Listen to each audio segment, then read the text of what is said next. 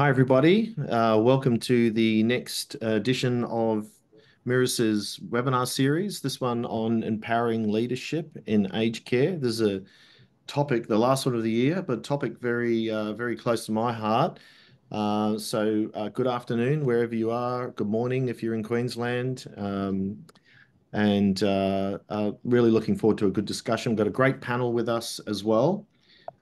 And just like to start by acknowledging the traditional custodians of the country throughout Australia and their connections to land, sea, and community. Pay our respects to their elders, past and present. Extend that respect to all Aboriginal and Torres Strait Islander people today.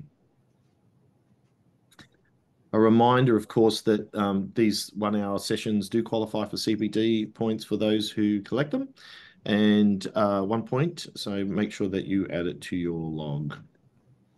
There is an active chat for those of you who haven't been with us today. There's a lot of activity that goes on in the chat.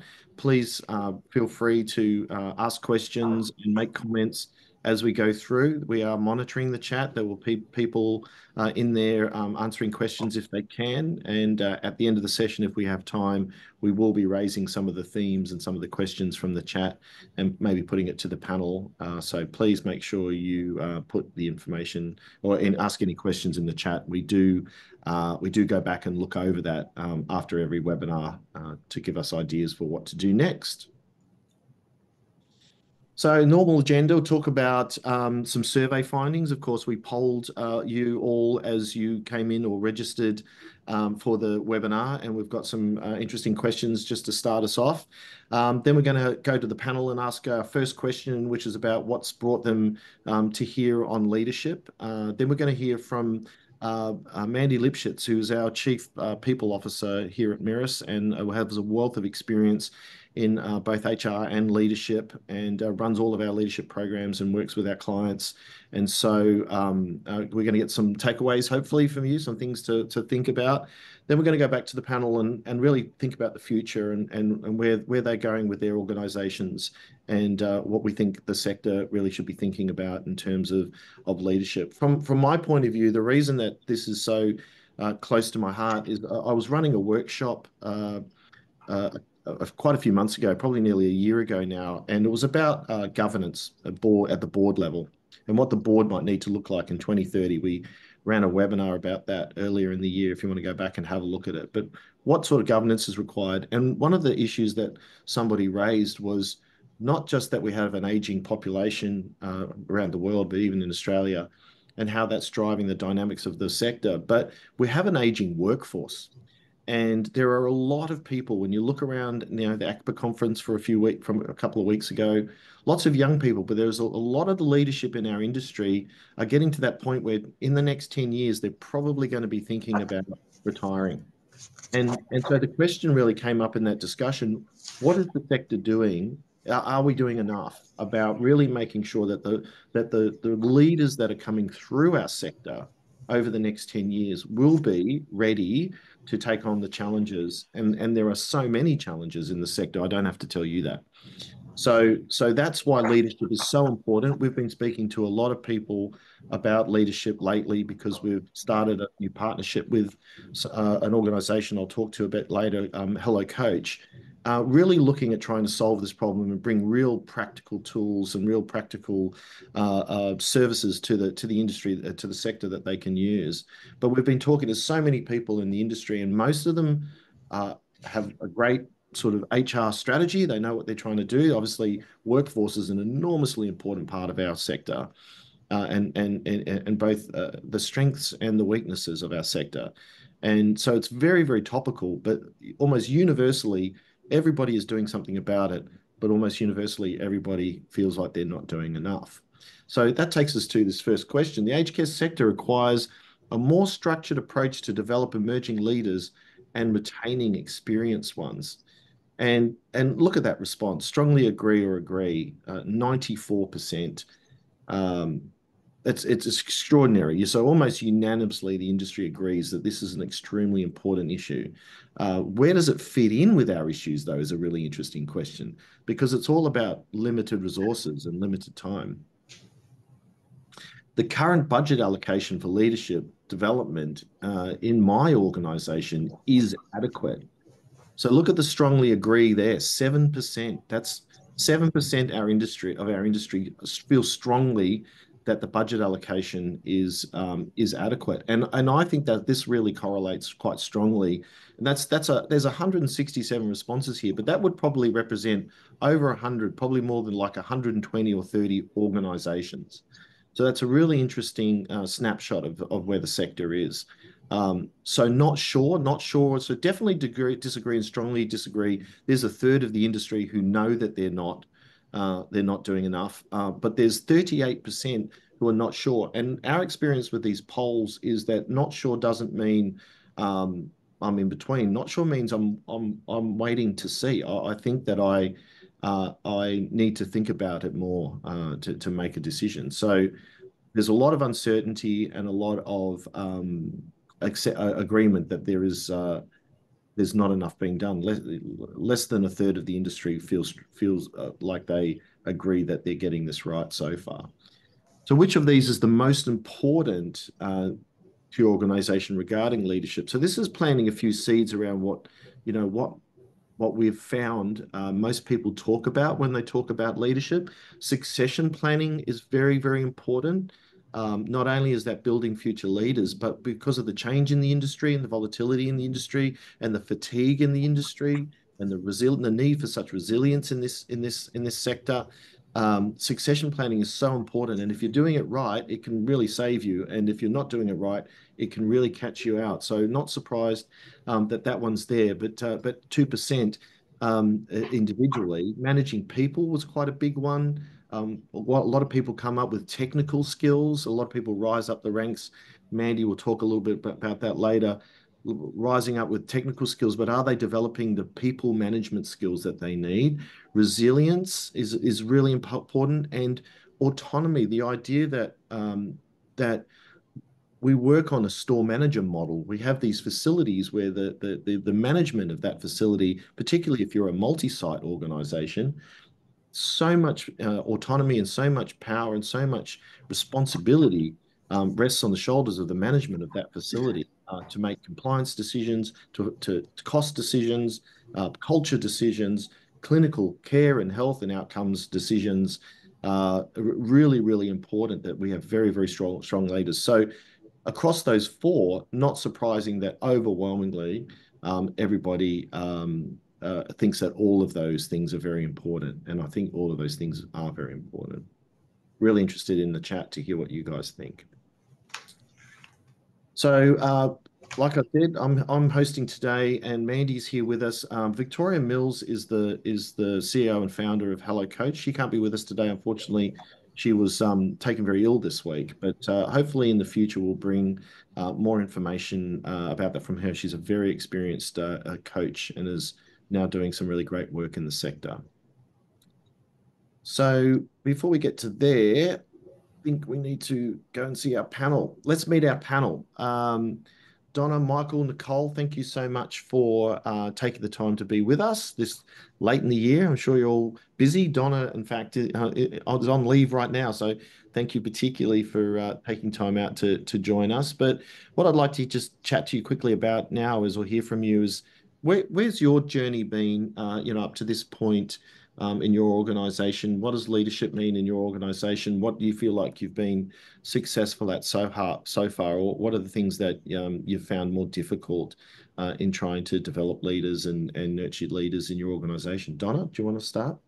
Yeah, thanks, Andrew, and thanks for the invitation to be here today. I think through this, as we know, the aged care industry is going through a very tough time. And in hard times, I guess leadership needs to come to the fore where you're very persistent and tackling those, confronting that uncertainty head on, and showing that courage and inspiring others to be determined and show their grit in that space. That can be easily said. And I guess as a leader, you can model that behaviour as much as possible. But where it becomes difficult is at the facility level. And Andrew, you're so right when you described that as the store manager model. We do place such a lot of responsibility on our facility managers. And I guess one of the things that we've been trying to do recently is to reduce the amount of busy work that they need to do and try and automate as many processes as possible so that they're not bogged down in those compliance type issues and trying to just troll through data. So trying to level the playing field a bit for them to then turn their mind to being a business manager and actually leading their teams. So encouraging them to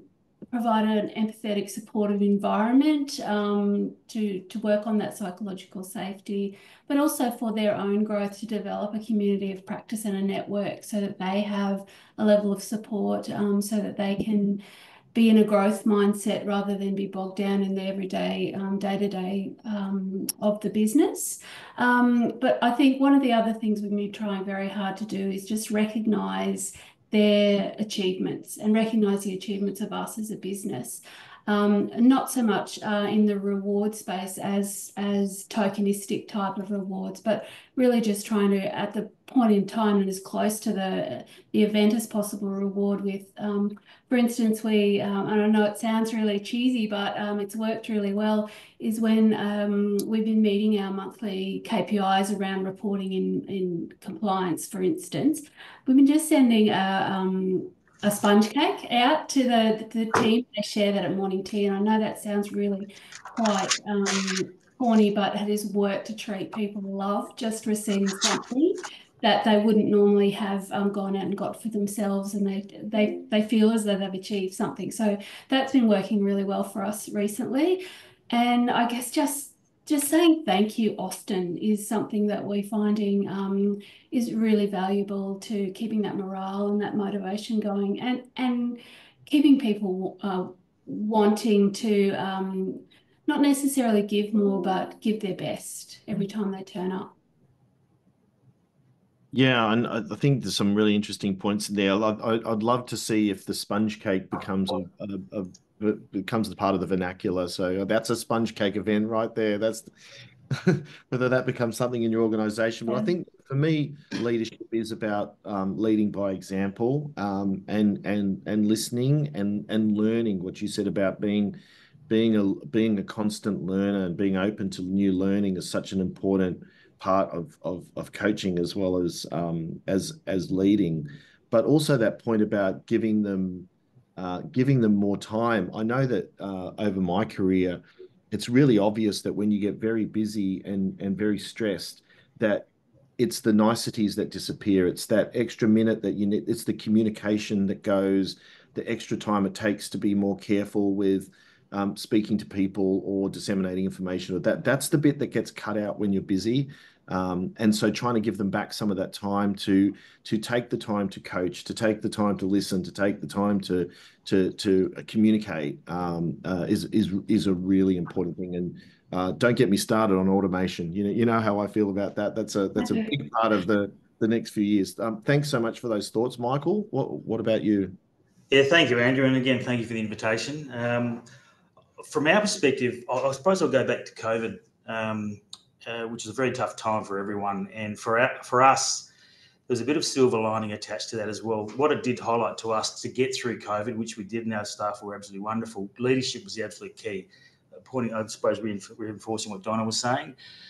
That was a real core piece for us. We hadn't had a leadership program, for a very, very long time. I've been here 5 years, and we certainly didn't have one through that period. What that enabled us to do, though, as a P&C team, was actually sit down and really develop some core competencies for leadership competencies, but also a leadership development program. Obviously, with the workforce challenges that were coming through from COVID as well, we realised one of the core things we had to do was grow our own, because couldn't always get it in, so we had to do something ourselves. So what we did, we brought in our own skill set in competence, in expertise, in a leadership development business partner.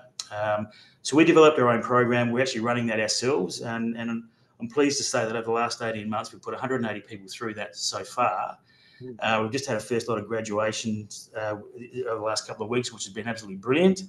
And they've absolutely loved it. And I suppose it's just one way of highlighting to them that we appreciate them. and we want to grow and develop them as well, which is again is a key piece of leadership for us too. So we developed a program which is a three phase or 3-tiered one, which was at different levels. Leading with trust, leading with influence, and leading with purpose. And leading with trust is the core baseline one, which we've done, and 6 modules in an initial stage which we put through, which have been really good. So that's sort of where we've sort of been sitting. And obviously, I know we'll talk later on about what we're doing next, but that's where that's sort of where we've got to. And obviously, a key emphasis has been around that has been the soft skill piece, because we all know that that's really key for getting people through now and understanding and all the demands that have been placed on our frontline leaders as well. Yeah, that sounds fantastic, Michael. And you might get some people chasing you up after this to find out a little bit more about that program. Sounds pretty good.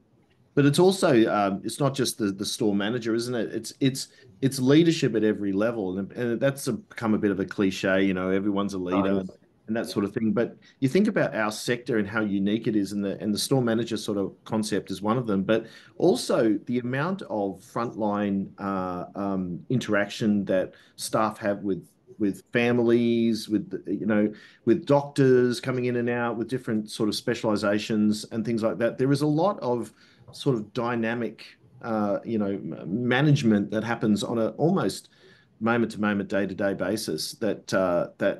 Preparing them as early as possible to manage. One of the things that I see when in the competency matrix that you taught, the competencies, getting that we developed our own competency matrix. We had a very talented psychology postgraduate who worked with us for a period of time, who developed ours for us.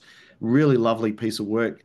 Yeah, really taking the time to think that through and develop it and make it your own, and so that you can use it like you have to build onto these programs it's a real foundational piece of work, isn't it? Yeah, absolutely. It's easy to create one. It's a little bit harder to create one that really fits you well. I think that's a really interesting point. What about you, Nicole? What's happening at Anglican? Yeah, so Anglican Care, we have been, thank you for having me, by the way, but we've been in a really reactive space at Anglican Care over the last 3-4 years, from like you, Michael, in COVID spaces. But you know, when moving into leadership roles, one of the challenges that we have is that a lot of our leaders are coming through from the ground, right? And differentiating from the beginning is what is a manager versus what is a leader, and when do they actually know that they are a leader? And so it starts with the foundations. I think for us is we are at a really exciting time to start unpacking what that looks like. And so we haven't done all the programs or leadership programs, but that's where we're at the moment, which is great. And we'll talk to that in a little while. But really talking about what it is that makes a good leader, and how, you know, when we look at budget time, right, we go through our budgets and say, yep, we're going to assign this amount of money for each person. It's just a tick and flick. Yep, we've done that. But actually, from that point in time, when we're looking at budgets and money, and you know, we're going to talk about, you know, are we giving enough money and budget to leadership and support and training for our staff? You know, we're not looking at it realistically to really kind of give our leaders what they need to succeed. I would say that in that reactive phase of, you know, that typical sink or swim, right? How many times have we thrown our leaders or our clinical experts into a sink or swim position because, oh, we've had a resignation, we need to throw somebody in. So that has been us, if I'm completely honest, for the last 4 years. And that's what we're looking to change and shift in our organisation at the moment, but do it well. And it's not just a ticker flick that will create this program, because we can go and do this great program and roll it out. But how is it going to be effective and support? Again, we could send employees off to a one-day conference or a course, but it's, you know, for some of our leaders, it's information in and information out, and do they really retain that information? So we're in a really exciting time at the moment, because we are committed to leadership within our organisation, and that's from the top down, and being realistic about the money that we need to spend to make sure that we're giving back the right amount of resources and time on the job training, constant training and development for our leaders in the space. So there's so much work to be done. And I think from Donna's point too, it's around, you know, the empathy focusing on empathy. And one of the key things is, how do we as senior leaders in the organization influence those on the ground? And influence is huge. And I think you said it, Andrew, as well, around we lead by example. So it's from the top down leading, and they're the on the ground ways that we can show our leaders without having to spend a dime. And it's simple, right? So it's having those tools and tips and tricks. So my focus, yes, is on leadership programs, and we need to do that because we want to commit and give our leaders that information. But it can be as simple as building simple foundations on the ground to really show and lead by example what true leadership is. And that's just by, it's not about power and authority. And I don't believe that it should be a power and hierarchical leadership style. It's about connection, trust, and impact for us. And that's key for us and Anglican Care, and how we're starting our journey on doing better in the leadership space in aged care.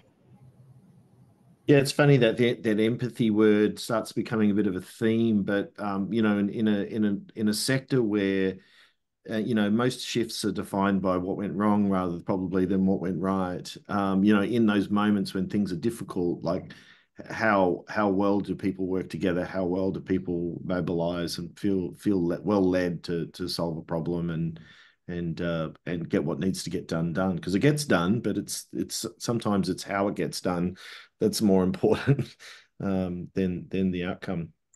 Thank you all so much. Okay, let's flip over to Mandy now to hear a little bit more about leadership in practice. Thank you, Andrew. And I'm glad you've limited my time, because this is something I can talk about for hours and days and weeks. So really important topic. And just listening to the panelists and certainly looking at that poll, the why we need to do this is very, very clear. And that's really reinforced by a few things that have already been said, that it's your single best lever. If you want to improve your culture, increase engagement, increase retention, have a more psychologically safe workforce, this is your single biggest lever that you can pull. So really, really important. We all know happy staff, happy clients, and we all want that, and certainly a more safe and pleasant place to work. So a really important lever. I guess to Nicole's point, the why is clear, but it's the how that's the big challenge that's sitting in front of most of us. How do we do this, that it's not just a token and that it's not just tick the budget and let's move on. So I thought I might start with two of the biggest mistakes. And thanks, Nicole. It felt like I'd briefed you on that. But two of the biggest mistakes we do in leadership development. And one is assuming that if you're technically great, you're going to be a great leader. So, a good RN, a good clinician, of course, they're going to be a great leader, and we'll just put them in the role and they'll fly. So one of the biggest mistakes. The second biggest mistake is, again, already been stated, is we'll send you on a 2-day course and guess what? You're a leader overnight. So any of us on this webinar reflect on our 20-year, 30-year leadership journey. It's something that happens over time, and it has to be something that gets baked into the culture, and that's how you grow a leadership program. The best analogy I've got, I don't know if any of you have had the joy of teaching a teenager who's still waiting for their frontal lobe to clip in how to drive a car. I've had the pleasure twice, and I'm glad I'm done. But when you think about the process we take to teach a teenager a new skill like driving, so initially they go and do an assessment before they get the L's. So the assessment is really to show them the delta between who they are, what they know, and what they don't know. So they fail the test, they do it a couple of times. But if they pass the test, they don't just get in the car and drive. They then sit in the driver's seat, but there's a very experienced driver sitting in the passenger seat. And I guess that's the ticket to a successful leadership program. How much mentorship are we doing? How much role modeling are we doing? Where you're sitting in the passenger seat, your foot is going through the floor because you would have braked a lot sooner than that teenager is. But for a year, you are sitting there, and interesting enough, your insurance doesn't go up when your kid has an L plate, because the onus is on you. You are the one who's responsible. The more qualified driver is responsible for that L plater. So after a year of great driving, they get a P, and their P plate is again with restrictions. It's still monitored. They can't make too many mistakes. They're guardrails. After a year, they get another P. And this is the journey we take a teenager through to drive a car. What journey are we taking our staff through so that they can successfully drive the car and not crash it, but they can learn? So I guess that's the big analogy for me. And I thought the best way, and anyone who's been in learning and development is probably familiar with the 4 stages of competence, but I thought we'd take a step back for anyone who hasn't seen this. This is how adults learn. This is how children learn. So we first start off being unconsciously incompetent. And this is that lovely phase where maybe a lot of our highly skilled RNs or clinicians are at. They were trained to do this. They're really good at doing this. And suddenly we start wanting different skills from them, but they don't know what they don't know. So the advice is always to start with some form of assessment so we know the delta between what is expected of me and where am I right now? What does good look like? That forces us into the next bucket. And this is the most uncomfortable stage for any adult. Funnily enough, kids don't feel this. They move straight through this. So to be consciously incompetent, we hate being consciously incompetent. So this is when we're driving, we know what we don't know, we're making mistakes. And this is when we need encouragement, opportunities to try. This is when we're mentoring, when we're role modeling. And really, you want to move people as quickly through this process because it's really uncomfortable. And that's when you start engaging your staff. That's where they're feeling uncomfortable. They've been thrown into the deep end, as Nicole mentioned, and got all these additional responsibilities, but it's very uncomfortable. And we get into a phase where we're consciously competent. This is when we're at our peak. We're good at what we do, but we have to work really hard at it. It doesn't come naturally to us. And again, this is where we need feedback. This is where we need skill development. This is when we need training. This is where the training courses pop in. And then for us to be unconsciously competent, it means when you drive home today, you're not even sure which roads you took. You're not even sure how many red lights you had, because now you're unconsciously competent and you can do it. And this is part of your culture and this is part of your skills. So just a natural process in terms of the journey that you want to take people through. So you keep them engaged, you keep them interested. And I just want to take you through a typical model, how we've used that in Mirrors to put a leadership program, looking at those phases so that you keep people who are learning engaged and not scared. You get them skilled and competent. So really starting off with leading self and making sure the individual's mindset is clear. Do they have a leader's mindset? And that starts with self-awareness. Do they know the delta between what they're capable of and what's expected of them? Are the expectations, Michael, to your point, the competencies, are they clear? What does a good leader in this organization look like? And what's that delta? What's the work I need to work on? And this is where individualized training comes in. Training program only covers so much, but this is when a one-on-one coach for that particular situation is very, very impactful. Once you've got that mindset and that leading self right, that's when we can start leading others. That's when we can go on skill development and do great training courses. And then learning, our business acumen, our financial acumen, all the great things we need.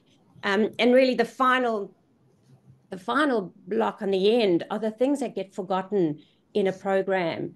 What senior management engagement do we have in leadership? How much mentorship?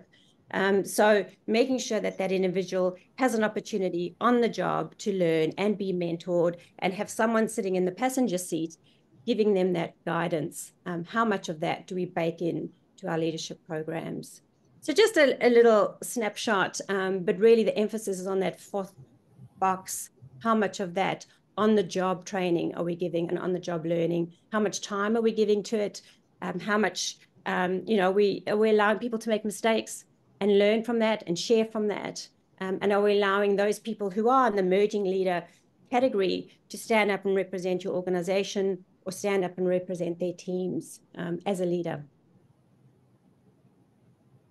Thanks, Mandy. This particular structure, these 3 pillars, first 3 pillars particularly, I find very useful because back to your point, Donna, or maybe it was you, Nicole, that this aligns a lot better with people's perception as they become managers, that they believe that they are therefore becoming better leaders, but they're possibly not. Maybe they are.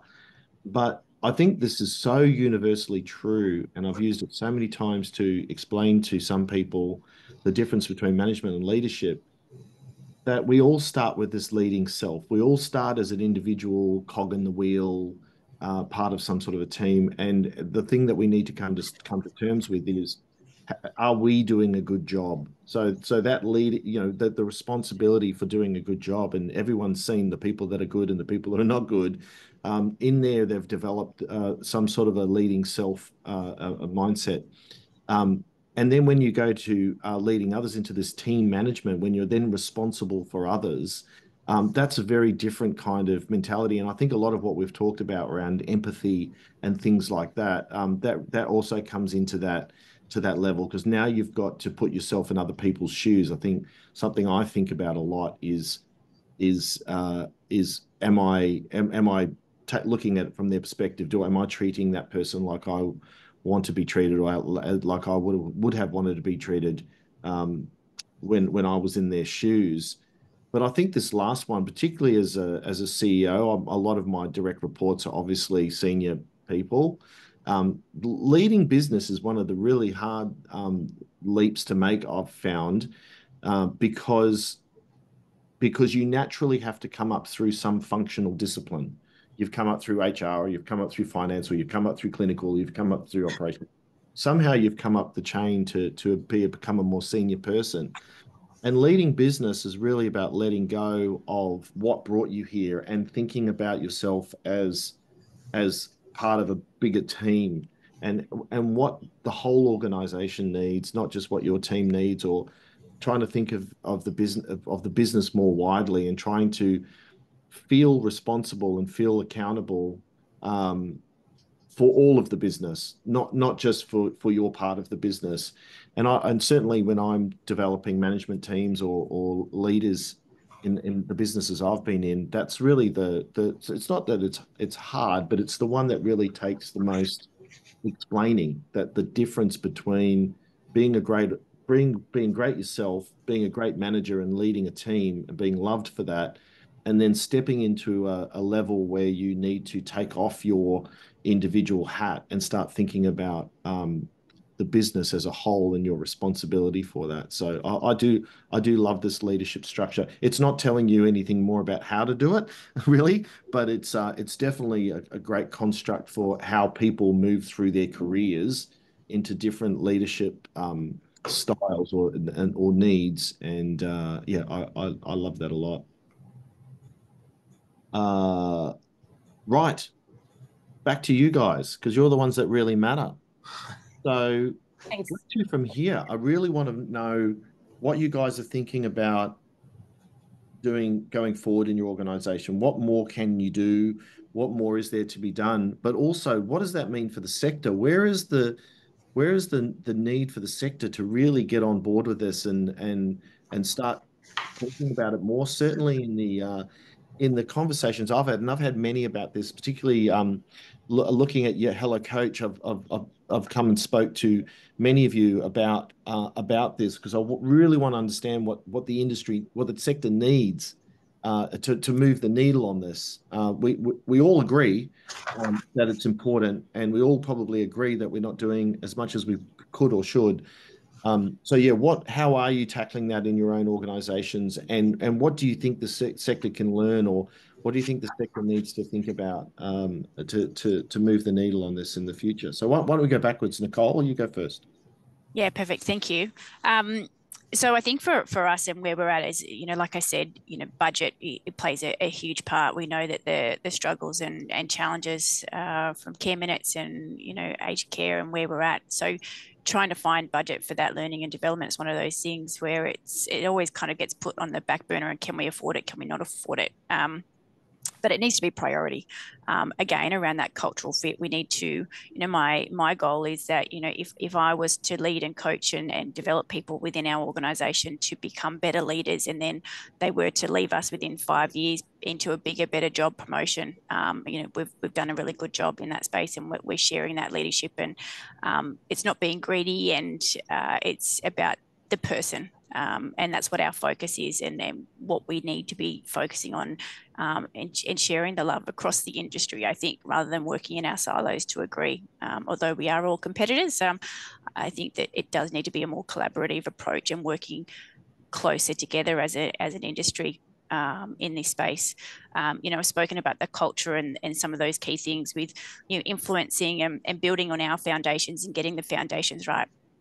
Without those foundations, we try so hard sometimes to go from a reactive approach to a proactive approach without doing all the fluff in the middle, which is, walking before we crawl, right? But what does that look like? And they're all the basics and keeping it simple for us. But we are now looking at, once we have built those foundations around the leadership programs that I spoke about, but making sure that they are meeting the need and they're not just a tick and flick, like I mentioned. We have been working with at Anglican Care Victoria from Hello Coach, which is really exciting for us as an organisation, and we will be tackling and working through that, starting, as I said, from the top down, with our senior leaders to start with a coaching 6-month coaching program with that cohort of our senior leaders, and then hopefully looking at further leadership support with that model, with our team leaders and managers in that space as well. So we've got a lot of work to do. We are building foundations across, which play a huge part in all of this, right? Is your performance management frameworks, your core training across the organisation. As we mentioned, the succession planning and development plans, that sink or swim. If we even just little things before we get the foundations right, let's get structure. And I think structure is really important that we don't have in the industry, and sharing that structure. Because a lot of people I find and leaders, they just don't know where to start. And if they're not creative, they don't have that creative mind because they've got a clinical mind and that's their job. They need that support and help from us as leaders to give them the structure, give them the templates, give them a place to start, and then they're good to go. But if we give a task without clarity or without focus and structure, people struggle. People will procrastinate and they'll push it away and it just won't get done. And then we expect delivery when we're not going to get it. So it's just getting the basics right. And I keep going back to the basics and keeping it simple, to give them those foundations as a leader. And then as you go back to Mendy, the driver's license and training, it's a long process, and we need to support them through that process. Instead of giving people an opportunity in 6 months, no, they're not working out. Okay, sorry, come to HR and let's start performance management conversations. Well, hang on a minute. Let's go back and let's kind of do this properly, and actually set them up to succeed in that space. So I think we could do a lot as an industry together, and more communication and working together. But it's a big process. It's a lot of hard work. And we've got to be committed to the leadership and see the importance of it to make it successful. Yeah, I like that comment about if you put a lot of effort into somebody and they do leave your organization, go to another organization in the sector, if everybody was doing that, then the tide would be lifting all the boats. Everybody would be getting better. I think I wonder to what extent the current leadership in the sector see the next generation as being their responsibility, not just their organisation, but the entire sector. I mean, I remember speaking to a couple of people about the conference, the national conference, and they were saying, "Oh, I'm not sure if I'm going this year," and because they've gone every year for 20 years, you sort of start seeing the same thing every year a little bit. I can appreciate that, but I feel it's so important for us all to try to come together. To leadership is just one of those things. Just be able to meet people and talk to people and nurture people and show leadership through our congregation, if our community, if you like. So thanks for those thoughts, Nicole. Michael. Yeah, thanks, Andrew. Look, I obviously reiterate a lot of what Nicole has said. What are we doing? So we part of our key strategic plan is strengthening our leadership capability. That's a core piece for us. So what we're doing now is continue to roll out our leadership and action program. But I suppose what we're trying to do is identify our emerging leaders. As I said before about growing our own. So we've introduced a talent management framework. which is designed to do that, is to identify those people that are coming through, the high performers, identify those for succession management, all those core pieces we're doing, and then they'll be the ones that we're starting to train now, taking through this base core line piece as well. So that's probably a core piece for us that we're doing. I suppose one of the key things too is what I think you touched on, Andrew. I think everyone has, Donna and Nicole has as well, is about the changing nature of our leadership as well. One of the key things we're noticing and we're having to do is, gone from just a traditional type of style of leadership. It's much more around the business focus and really working that through, which has probably been there for some time, but it's becoming more to the fore now with all the regulations, all the changes that are coming up, the demands, the minutes, the funding. Trying to run a roster. We're demanding them. We want them to be there with their people, be leading them, but also be astute enough to actually understand that they've got to manage their rosters too very tightly, which is not always going to be popular either. So, we're moving away from that piece where you can just be a regular leader to now actually having that business focus. So that is something that we're really focusing on too, as we're with our talent management program, again, identifying gaps in our leadership. So when we're looking at new talent coming in, as well as growing our own as well, that becomes a core piece of that too. From a sector perspective, well, it's just the old, the same old piece, changing the perception of aged care, isn't it? I mean, it's such a great career path for people. We've managed to link in with the local Department of Education, the state government here, and it is a joint venture with a technical college, and starting at the grassroots, with carers. So we've linked in with that. But every opportunity I've got, speaking with the department and the policies has been around help us change the perception of aged care, make it attractive, make it look like make it sell to everyone that this is a great place to work and it's so rewarding. And personally for myself, I've worked in banking and finance and in oil and gas and a whole range of more commercial type organisations. This is the one industry where I've actually stayed. I've always changed industries when I've changed jobs. This is the one where I've actually stayed because it hooks you in.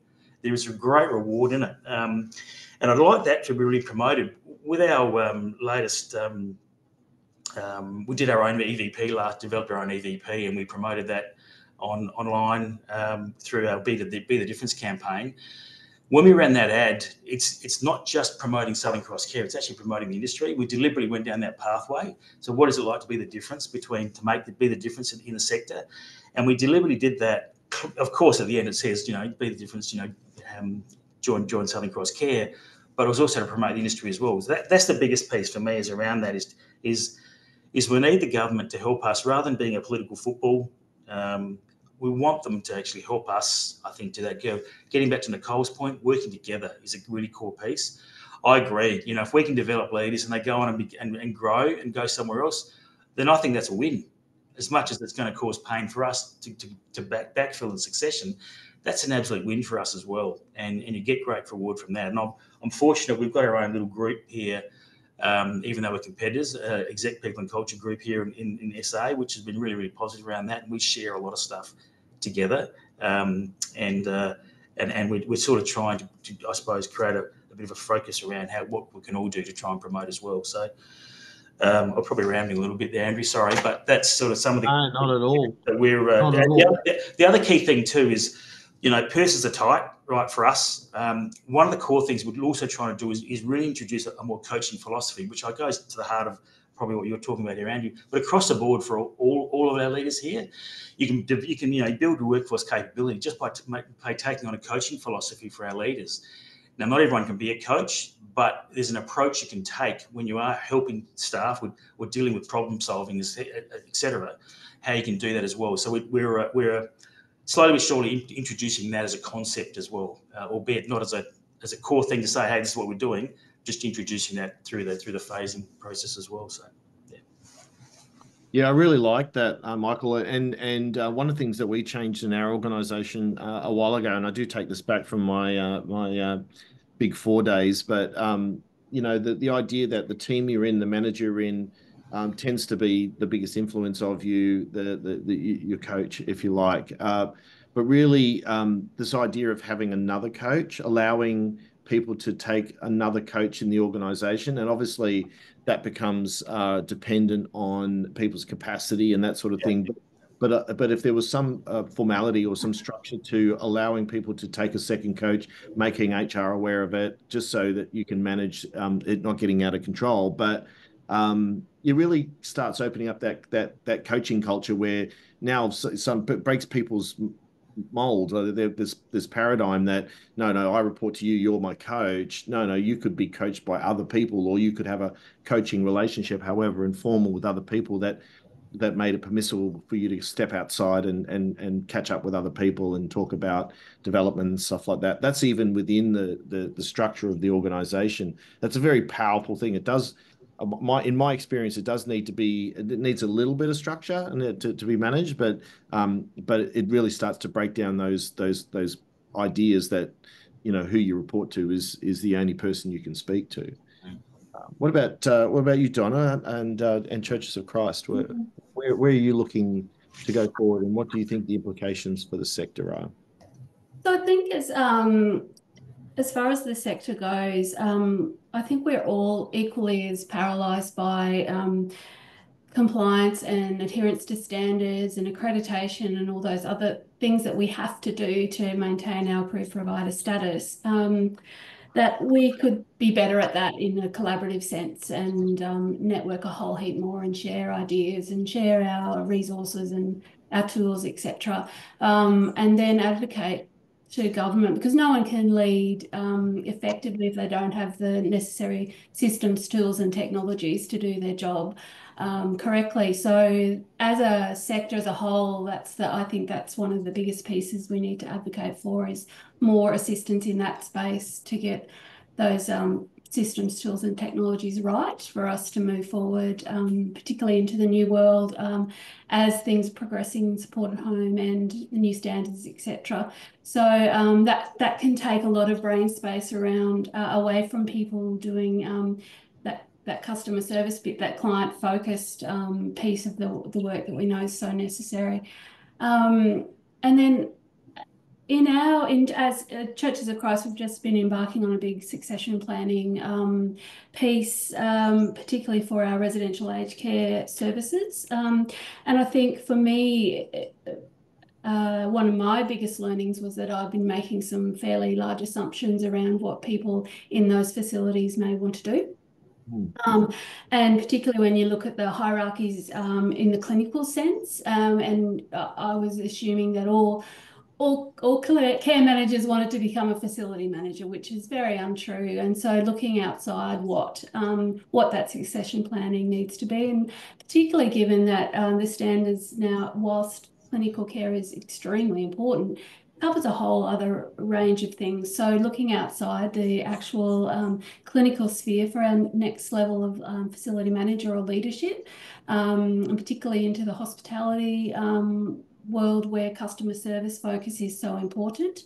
So we've had some success there in bringing on non-clinical managers into that space with different skill sets, but the risk there is that you bring them into an unknown sector, of course. So that does require a whole heap more support through coaching, support through on-site one-on-one support, and just ensuring that their behaviours and our values and all those other things align. So I guess it's resource intensive to take that step and look outside our sector, but it's been valuable to look outside just the normal box for how we're going to succession plan into management roles into the future. So we're going to continue to do that and build a framework of support and coaching and education and training around those people. That's really interesting. Mandy, did you have any thoughts on all of that? Yeah, there are a couple of things I just want to circle back on that seem to be themes, but something we need to think about. The next generation that are coming in as our emerging leaders, how do they want to learn? And, when we talk about succession planning, it doesn't mean that the next leaders need to do it the way we did it. So the next layer of leaders want individualized training, the same way they've got their playlists, they've got their individualized way of learning. So looking at the way we learn is also really important to try and engage that younger generation of leaders coming through. And a lot of that it is why I'm a very big believer in one-on-one coaching, that it's not just one program fits all. We go off and do a 2 or 3 day training program and it fits all our learning styles and all our personalities. So choosing a coach for the time, or choosing a coach for how I'm feeling at the moment, or choosing a coach for the issues I'm facing at the moment is an individualized learning method, which we need to think about for the newer generation. They do want customized learning. So something to spend some time on. How are we going about our learning? Are we doing it the same way we did it yesterday? And is that right for the next generation coming through? So we make it effective. And to Nicole's point, we make it cost effective. There are a number of lovely technologies we use. We use EdApp. It's an online tool. It's easy. We push modules through people's phones. It can be done remotely. So if you're exchanging skills and things like that, there are some really engaging ways to do the learning. So back to Andrew's point on how do we do it. There are a lot of engaging ways of doing it that aren't expensive, that are much more modern, and will talk to the next generation. And I guess the other point I did want to raise is something that we all need to think about in our training courses, is what skills are required. Is it the skills that we required, or is it new skills? So this generation who are coming out with AI, coming out with needing more resilience, more agility, more empathy. These certainly weren't topics that were discussed in MBAs 20 years ago, but I bet any MBA now, any good MBA will have a module on resilience and will have a module on agility. And certainly, how do you navigate this new AI world that we're going into?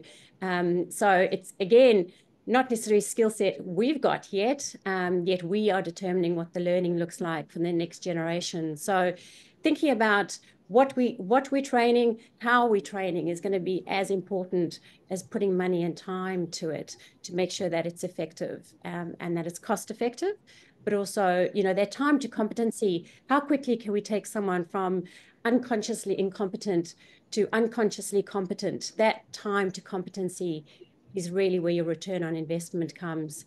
So what, easy, effective interactions can you have with this group to increase their competency? So just 2 things I wanted to raise. Thanks. And there was a question in the chat about, is there an opportunity for a sector-wide sort of leadership training program, or is it too competitive? And we did touch on, I think we've touched on that a little bit. I think there's definitely an opportunity for the industry to share more, or at least the industry to feel that whatever they do individually is their role, is part of the role that they're playing on behalf of the sector. If they're producing better leaders, and if those leaders move around as they do within the industry, as we know, everyone's contributing to that. There is also a lot, I think, of we're talking. There is a role for the classroom, and then there's a role for the more on the job. It's 70-20-10 or something, and so the 70 being the on the job. So leadership is probably not unlike anything else, experienced more in practice than it is in training. But certainly that individualized learning and coaching is really interesting. One more question, or a couple more questions I've got. One is back to you, Donna, a little bit, and to also to you, Michael and Nicole. Well, do we have any experience with what the leaders are asking for? What are they asking for? What are they telling us they want? Have you got any experience with what people are asking for, or what people seem to want? Yeah. So Andrew, one of the biggest things they want is time to spend with others, and time to spend growing the talent that's around them. And so there is that, which is why we've been working on trying to minimize that busy workload that they have to do every day, so that they can spend that individualized time with their staffing group. But from there, the next biggest challenge comes in on 2 fronts, and it's basically the same type of challenge, and it's managing difficult conversations with both families, residents, doctors, etc., but also their staff and those that are around them, and just doing that really well, doing that with empathy and doing that in the most compassionate, considerated way that they can do. Because we all know when you get busy, you can get snippy, and they don't want to do that. They want to really listen and understand and respond appropriately. So I think time has always been our greatest challenge, and it continues to be so, unfortunately.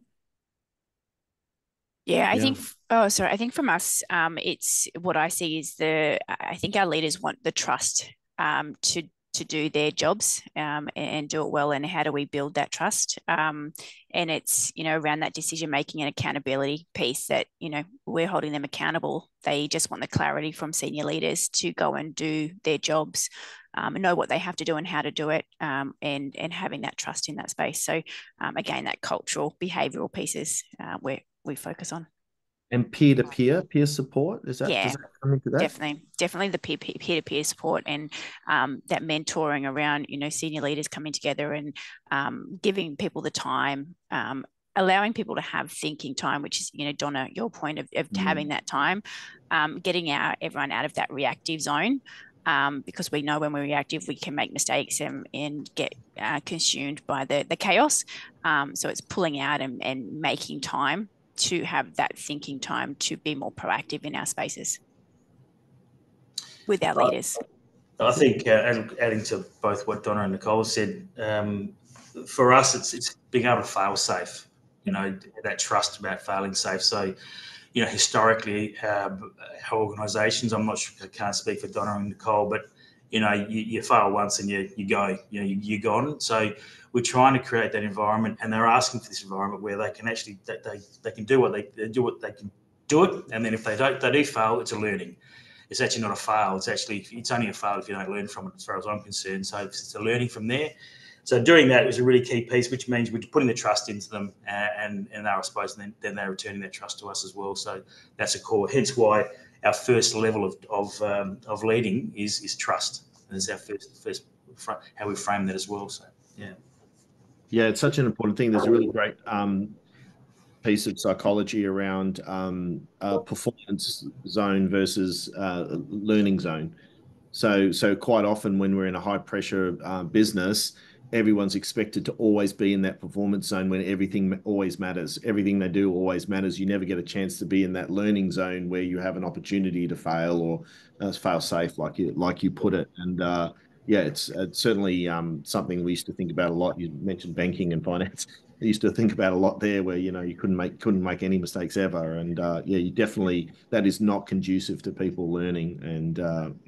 But it's also hard to carve out a space when something doesn't matter as much because kind of everything matters all the time. So it's a much easier to say than that is to do. The last thing I just wanted to ask about was just throw it open to the group is about any tips or whatever to making the case to leadership about needing to invest more. I got you there. Well, no, look, it's interesting, isn't it? Because you think it's a no-brainer, right? You think it's a no-brainer, but the reality is that the way I always put it is, you can have a strategic plan sitting on a page, but who brings it to life? And it's your workforce that delivers on it, and then from that they need to be led. So for me, I used to always try to push it back to that. If you really want to achieve, and if we do want to achieve, it's got to come from our leadership piece, which means we need to invest in it. And if your organisation, if you're wanting to really perform and get results, if you want to play the financial card, the only way you're going to do that is by having a good, strong leadership and great clarity around the leadership piece as well. So and succession and all those things in place. So that's probably how I would probably push it. Yeah, that's a good one. Yeah, I would agree. I think that it's we just need to make it happen. I think we as as a people and culture executive, when it comes time to looking at our budgets and what we are spending our money on, we need to make it happen. We need to put it first. We need to be proactive in that space. And until we start to do that and sell that, and that's the influence piece I was talking about as well, is how do we influence the business to understand and the education around why it's so important and the outcomes that they're going to see from those changes that we want to make. Yeah, anything, Donna? Yeah, I think, Andrew, the focus is of course, on our consumer and our customer and the care that they are given and is provided. But the only people that can do that is our employees. And to do that well, they need to be motivated and have a clear vision and be led well. So the investment has to come into developing our leaders to ensure that our customer, the outcome for them is the best it can be, and meet the community expectations that have been clearly articulated through the Royal Commissions, etc. So I think the way we treat and look after and maintain our employee and our workforce and our leaders is the most essential key ingredient to the success of the aged care sector. What a great point to leave it on. Thank you so much. It's a tight hour. Really appreciate all of that information. I hope it's been really valuable to everybody listening. I've certainly learned a few things. I did just want to remind everybody that this is a service that is available. It's designed to fit in and complement what you're doing now to provide that coaching, individual coaching level. It's very interesting. If anybody's interested in adding that into their portfolio of what they're doing about it, finding out it's not a subscription, it's pay as you go. It's very easy to consume, and you can start with a pilot. So it is something we're bringing to the industry. It's been very successful in other sectors. We're trying to bring it into aged care because we think we really need it.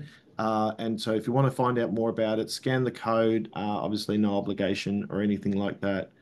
But our next webinar is on accommodation. There's a lot of pricing information changing in January, additional service and all of that changing in July. There's so much change happening, you guys know, in the next 6 months.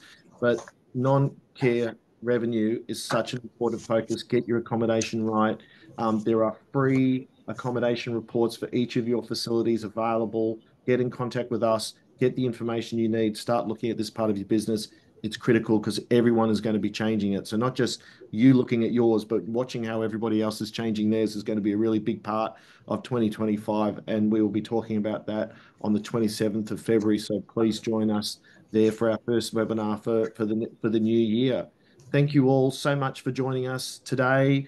Thank you guys, panel. Thank you for taking your time. We really appreciate it. And it's obviously nothing without you guys. Thank you for everybody who supported us during the year. And we hope you have a wonderful break if you get one with your families and with your residents. I hope you have a lovely time with them as well over the holiday break. And as my mum just recently went into an aged care home, we're looking forward to experiencing that part of life this year for the first time. So thank you all for everything that you do for all of your residents, and thank you for joining us. And let's wrap up 2024 and look forward to a really, really interesting 2025. See you all. Thank you.